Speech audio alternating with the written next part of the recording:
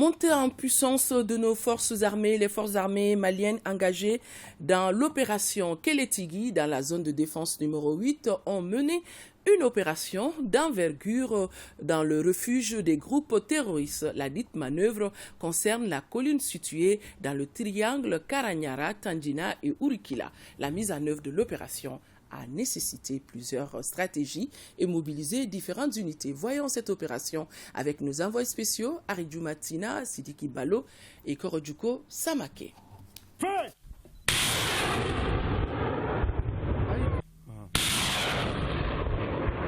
Ces feux verts de l'adjudant-chef Drissa Kone, chef de section de l'artillerie dans la zone de défense numéro 8, marquent l'envoi des lance-roquettes.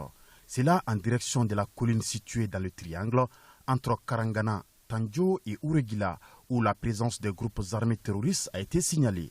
Il faut des opérations déjà pour désorganiser le système de défense ennemi et le reprendre de revers.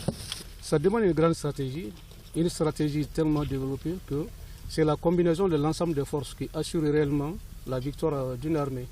Donc, avant toute attaque, avant de monter pour une attaque, il est mieux de désorganiser les systèmes de défense ennemis, d'accompagner l'infanterie motorisée par l'appui des éléments blindés. Et pendant la destruction de l'objectif, l'élément qui a la mission principale, c'est-à-dire l'effort, bénéficiera de la couverture encore des blindés. Donc l'ennemi serait pris dans l'étau. Cette arme destructive est tirée à environ 13 km pour atteindre sa cible, à savoir la colline. Avant de prendre d'assaut les lieux où l'accès n'est pas facile, il urge de procéder de cette manière d'abord. C'est une nouvelle arme au sein de l'artillerie sol-sol, ça s'appelle le gradé ZM. C'est une arme à destruction massive, marque Urus. L'arme tire de 5 à 20 km de portée. C'est une arme efficace. Très efficace au sein de l'artillerie. L'arme tire les roquettes M21OF, tire et abattre l'ennemi dans la zone de concentration et les moyens de feu ennemis.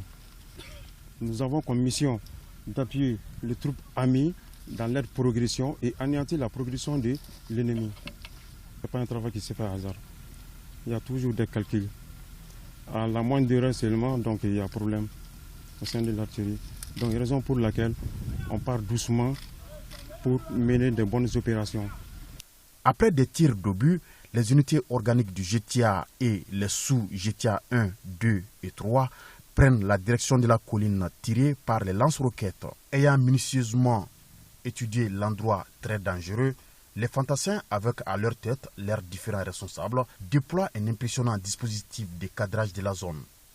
Commence alors la fouille de la colline et la descente dans les sanctuaires des groupes armés terroristes. Mais d'ores et déjà, les forces du mal avaient déserté les lieux. Mais dans leur base, nous retrouvons le restant de leur repas. Aussi, ils se servaient de cette mare. Les FAMA, dans leur fouille, ont découvert cette partie stratégique qui est leur point d'observation. À partir de cet endroit, ils aperçoivent toutes les positions.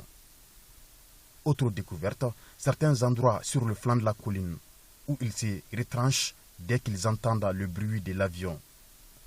Cette opération d'envergure était nécessaire dans cette zone du secteur 8. Je suis basé présentement à Tandjo, donc je suis en contrôle de zone à ce niveau. Et dans mon contrôle de zone, j'effectue des missions hebdomadaires et des missions journalières, je veux dire, sur les axes Wirikila, sur les axes Palasso et souvent vers la frontière du Burkina. Nous, notre mission, c'est éradiquer le terrorisme dans toutes ses formes. Donc nous avons entamé cette mission il y a 3 mois de cela, le mois de décembre, et suivant les souhaits des grandes autorités de notre pays. Donc avec cette nouvelle impulsion, cette nouvelle dynamique, donc en tout cas nous arrivons à concrétiser ce que nous, sur le terrain, en tout cas ce que nous recherchons. La troupe se porte en merveille, le moral est au beau fixe et on évolue dans le dispositif du GTA 2 en fonction des missions assignées. L'opération se déroule normalement, nous menons des actions offensives en autonome.